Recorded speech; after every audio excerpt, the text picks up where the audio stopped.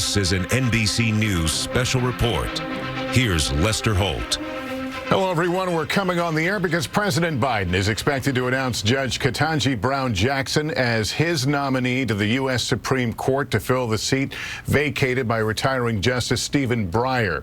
This will be the president's first nomination to the Supreme Court and a historic move for his administration. If confirmed, Judge Jackson would be the first black woman to serve as a justice. We want to bring in NBC's justice correspondent Pete Williams. Pete, this is a name not unfamiliar to people who have been watching this process over the last few weeks. Right. She's been a federal appeals court judge here in Washington, Lester, for the past 8 months. Confirmed to that post with 3 Republican votes. Before that, she was a federal trial judge here for 8 years, and she served on the federal commission that recommends sentences in criminal cases. She knows her way around the Supreme Court because she was a law clerk for Stephen Breyer. That's the man she's been nominated to replace. She's a native of Washington, D.C., but she grew up in Miami. She's a graduate of Harvard and Harvard Law. And at age 51, she'd be the second youngest Supreme Court justice. Amy Coney Barrett is the youngest, who turned 50 last year. And Judge Jackson is also distantly related by marriage to the former Republican House Speaker Paul Ryan, Lester. And we will see her. She will be accompanying the president in a few moments, and she will, we are told, speak as well. We see the door opening right now. The president about to make his appearance with Judge Ketanji Brown Jackson. Vice President Harris along with her. Good afternoon. Today, as we watch freedom and liberty under attack abroad, I'm here to fulfill my responsibilities under the Constitution to preserve freedom and liberty here in the United States of America. And it's my honor to introduce to the country a daughter of former public school teachers, a proven consensus builder, an accomplished lawyer, a distinguished jurist, on one of the nation's most prestigious courts. My nominee for the United States Supreme Court is Judge Ketanji Jackson.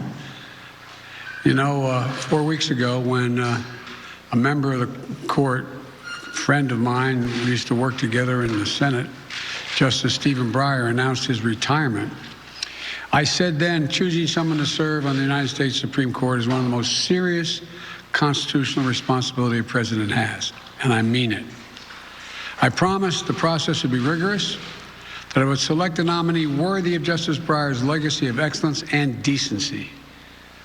Someone extremely qualified, with a brilliant legal mind, with the utmost character and integrity, which are equally as important. And though I would bring to this decision, my perspective as a lawyer, former constitutional law professor, chairman of the Judiciary Committee for many, many years, and I'm almost reluctant to say it, someone who's presided over more Supreme Court nominations than almost anyone living today, which makes me 28 years old. I started doing it when I was 32. And who has devoted much of my career to thinking about the Constitution and the role of the Supreme Court. With that perspective, I carefully studied the record of candidates. I've invited senators of both political parties to offer their ideas and points of view, and I've met with a number of them. As a result, because I truly respect not only the consent, I know they give consent, but it says the Constitution says advice and consent. And I sought the advice of Democrats and Republicans. I've consulted with leading legal scholars and lawyers, and I've been fortunate to have the advice of the Vice President Harris, and I mean this sincerely, an exceptional lawyer, a former Attorney General in California, and a former member of the Senate Judiciary Committee. And during this process, I look for someone who, like Justice Breyer, has a pragmatic understanding that the law must work for the American people. Someone who has historical perspective to understand that the Constitution is a resilient charter of liberty. Someone with the wisdom to appreciate that the Constitution protects certain inalienable rights, rights that fall within the most fundamental personal freedoms that our society recognizes. And again, someone with extraordinary character will bring to the Supreme Court an independent mind, uncompromising integrity, and with a strong moral compass and the courage to stand up for what she thinks is right. For too long, our government, our courts, haven't looked like America. And I believe it's time that we have a court reflects the full talents and greatness of our nation, with a nominee of extraordinary qualifications. And that we inspire all young people to believe that they can one day serve their country at the highest level.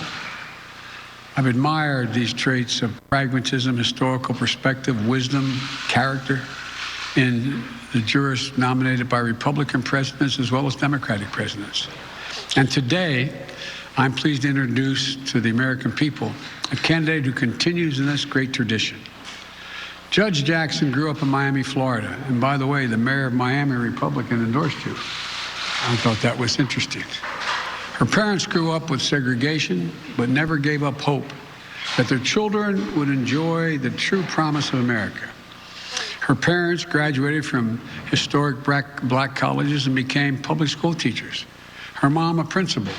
Her dad, a teacher who later went back to school and became a lawyer representing that very school district, that school board. Judge Jackson describes finding her love for the law from an apartment complex at the University of Miami where her dad was attending law school. She'd draw in her coloring book at the dining room table next to her dad's law books. She grew up to be a star student, elected mayor of her junior high school, and president of her high school class, where she was a standout. She was a standout in the speech and debate team. And it was after a debate tournament that took place at Harvard when she was in high school that she believed she could one day be a student there. There were those who told her she shouldn't set her sights too high, but she refused to accept limits others set for her. She did go on to Harvard undergraduate school, where she graduated magna cum laude. She went to attend Harvard Law School, where she was a top student and editor of the prestigious Law Review. Then she applied for a highly competitive and coveted clerkship on the United States Supreme Court, and she was selected.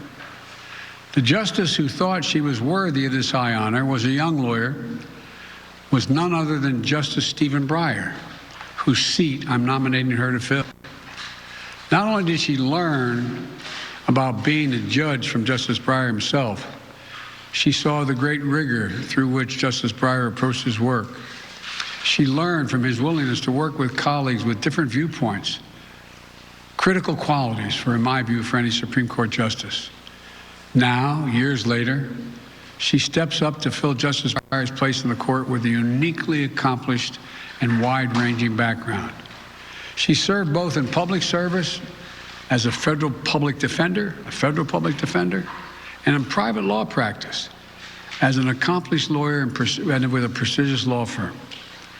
If confirmed, she will join Justice Sotomayor as the only other member of the United States Supreme Court who has experience as a trial court judge, a critical qualification in my view, and once again, following the footsteps of her mentor, Justice Breyer, she become the only member of the court who previously served as a member of the United States Sentencing Commission.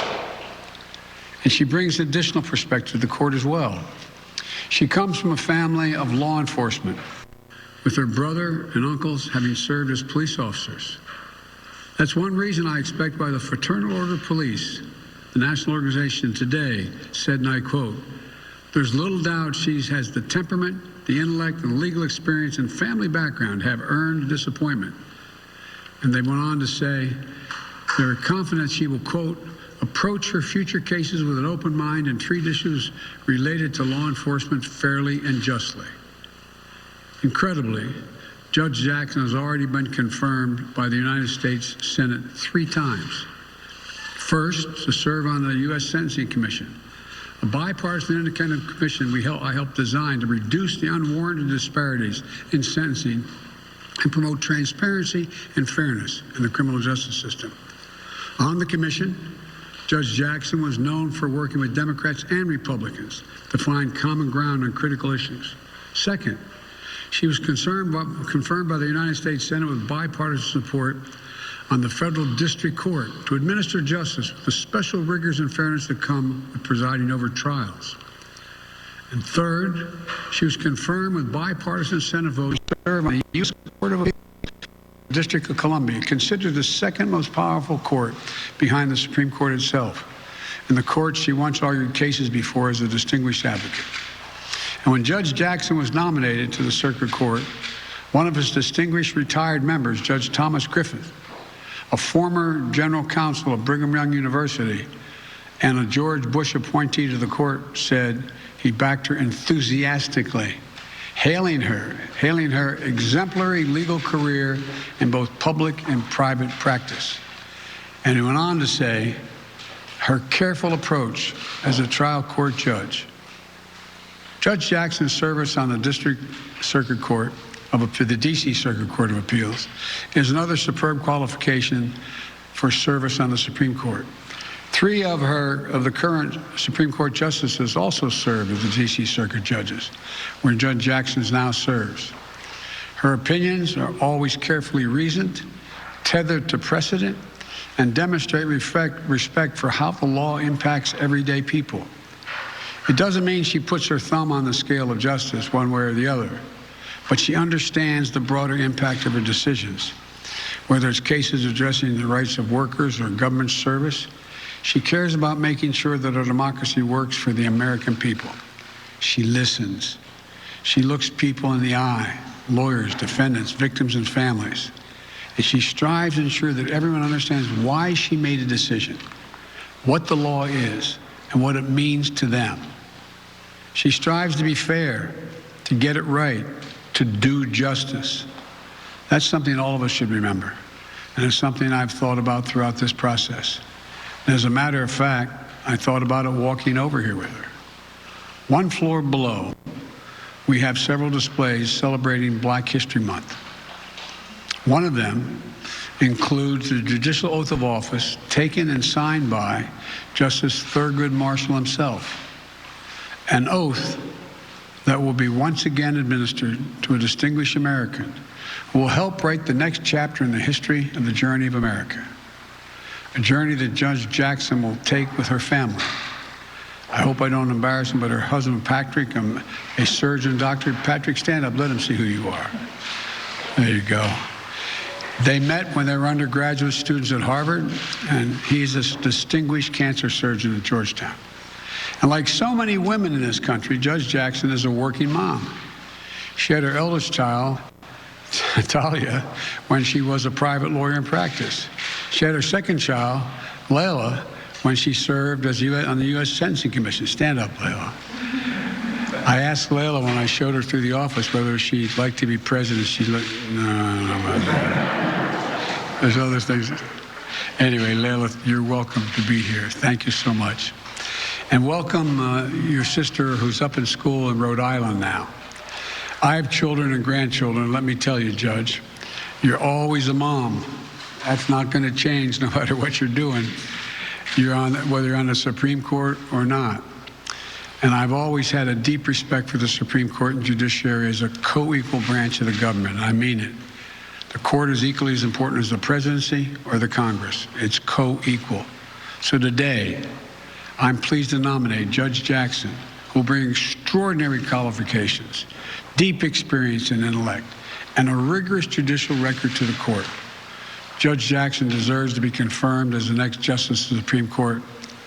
I've met with the chairman and ranking members of the Senate Judiciary Committee, Senator Dick Durbin, Senator Chuck Grassley, and my hope is that they will move promptly, and I know they'll move fairly. Judge Jackson, congratulations, and the podium is yours. Let me pull this out for you. Where is it? There you go. You got it? But okay. See, presidents can't do much. Thank you. Thank you, Mr. President. Thank you.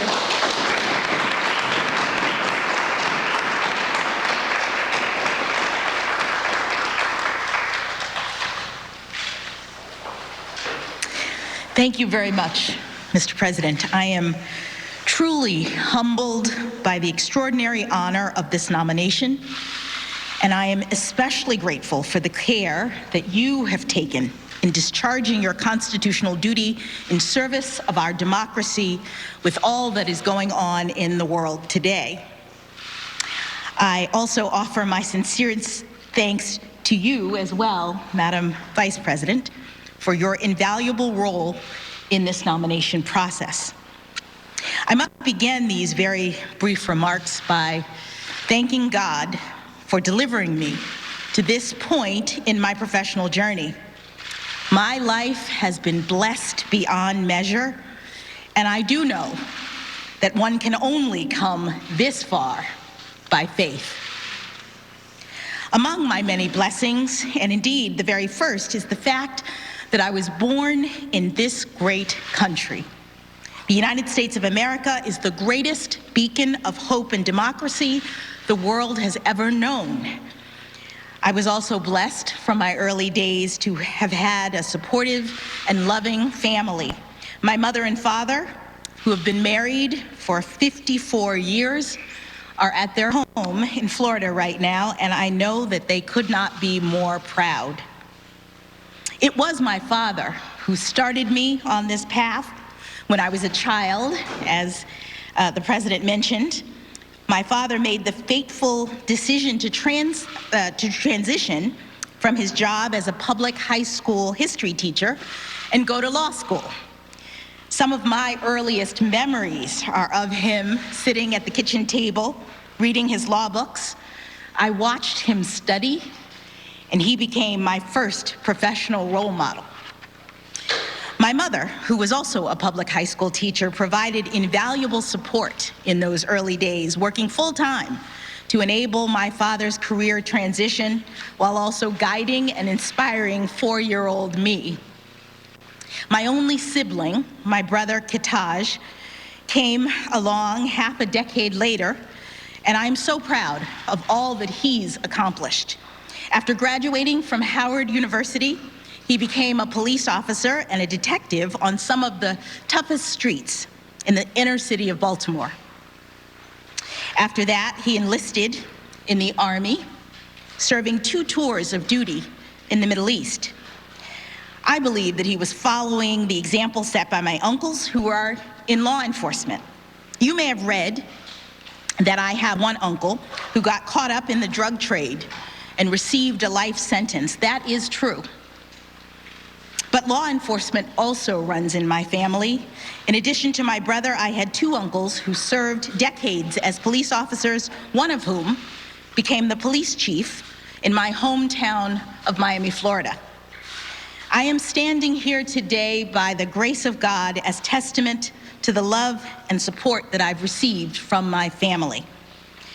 I have also been blessed with many dear friends, colleagues, mentors, law clerks. I could not possibly name all of the people to whom I owe great thanks. But I must mention specifically the 3 brilliant jurists for whom I had the privilege of serving as a law clerk at the outset of my legal career. U.S. District Judge Patty Saris in Massachusetts, U.S. Court of Appeals Judge Bruce Selya in Rhode Island, and last but certainly not least, Associate Justice Stephen Breyer of the Supreme Court of the United States. Justice Breyer, in particular, not only gave me the greatest job that any young lawyer could ever hope to have, but he also exemplified every day in every way that a Supreme Court justice can perform at the highest level of skill and integrity while also being guided by civility, grace, pragmatism, and generosity of spirit. Justice Breyer, the members of the Senate will decide if I fill your seat, but please know that I could never fill your shoes. To my dear family, those who are here with me now and those who are watching from home, I am forever indebted to you for your love and support. To my beloved husband, Patrick, thank you for being my rock today and every day for these past 26 years. I love you. To my daughters, Talia and Layla, you are the light of my life. Please know that whatever title I may hold or whatever job I may have, I will still be your mom. That will never change. There are so many other people I would love to be able to address and thank, but time is short, so let me end by sharing an interesting coincidence that has actually meant a great deal to me over the years. As it happens, I share a birthday with the first black woman ever to be appointed as a federal judge, the Honorable Constance Baker Motley. We were born exactly 49 years to the day apart. Today, I proudly stand on Judge Motley's shoulders, sharing not only her birthday, but also her steadfast and courageous commitment to equal justice under law. Judge Motley's life and career has been a true inspiration to me as I have pursued this professional path. And if I am fortunate enough to be confirmed as the next Associate Justice of the Supreme Court of the United States, I can only hope that my life and career, my love of this country and the Constitution, and my commitment to upholding the rule of law and the sacred principles upon which this great nation was founded will inspire future generations of Americans. Thank you again, Mr. President, for this extraordinary honor.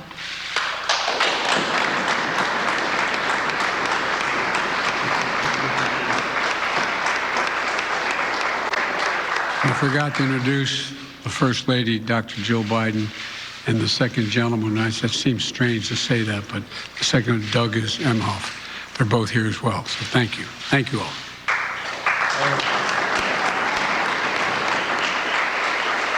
So President Biden officially nominating his first opportunity, first Supreme Court nominee, and now as he said, hoping that the process of confirmation will move quickly on. I want to go to NBC News Chief White House Correspondent Peter Alexander.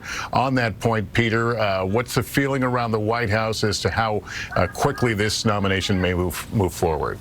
Well, the desire is for it to move forward quickly. Obviously, as the president noted, she received bipartisan support when she was confirmed to the federal appeals court here at the D.C. Circuit just a year ago, with 3 Republicans supporting her confirmation. Then they included Lindsey Graham, Lisa Murkowski of Alaska, and Susan Collins of Maine. And today we are hearing from those individuals, Graham among them, who had been expressing his desire that the president would select one of the other names on his short list. Michelle Childs is a judge in South Carolina, his home state. He didn't do that, obviously, today. Lindsey Graham saying that this pick means that the radical left has won over President Biden once again. And from Lisa Murkowski, she posted a statement within the last couple of moments saying that her support for Judge Jackson during the confirmation last year does not guarantee that she will support her for the Supreme Court. So in a 50-50 Senate, while the president has said he would like bipartisan support, he has met with some Republican lawmakers, including the top Republican Chuck Grassley on a Senate Judiciary Committee. It's not exactly clear what that support would look like. Nonetheless, there has been much praise across the board, including from some Republicans, for the intellect, the integrity, and the character of this judge. So we'll wait as that process begins in earnest, likely with courtesy meetings, courtesy conversations happening with senators as early as next week, Lester. All right, Peter Alexander, thank you. Let me go to NBC News political director Chuck Todd. Chuck, let's pick up on what Peter was talking about now. Some rumblings within the Republicans that maybe support is not guaranteed where it was prior. What do you make of that? Well, look, Lisa Murkowski's an interesting example here, because here's somebody who did vote for her once. She's up for re-election. It's a quirky setup in Alaska where there isn't a full-fledged Republican primary. It's going to be a top 4 system. But the point is, she voted against a Trump pick for the Supreme Court. She may politically decide it's a better place for her to be, is saying, I thought the Trump picks were too conservative and the Biden picks were too liberal, right? That wouldn't shock me here.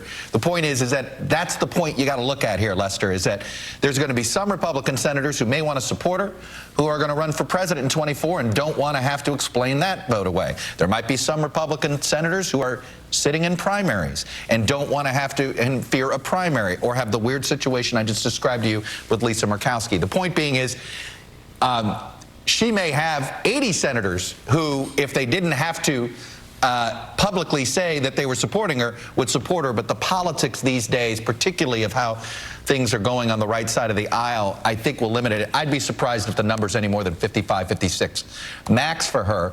But look, she's got to get confirmed.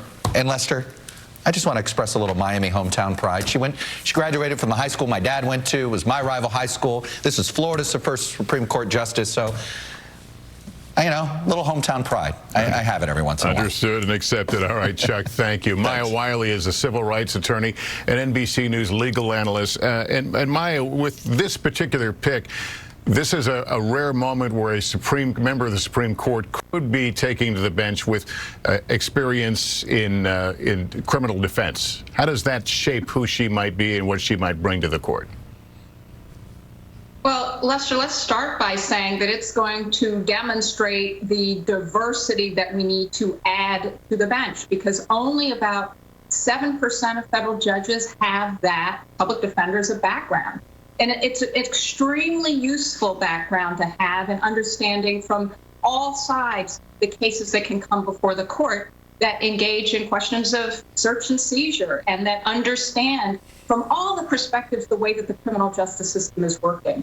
But she really, and very intentionally, we also heard it in President Biden's remarks about Judge Jackson, that she has experienced it all, even at a personal level, that she's had a family member caught up in the criminal justice system.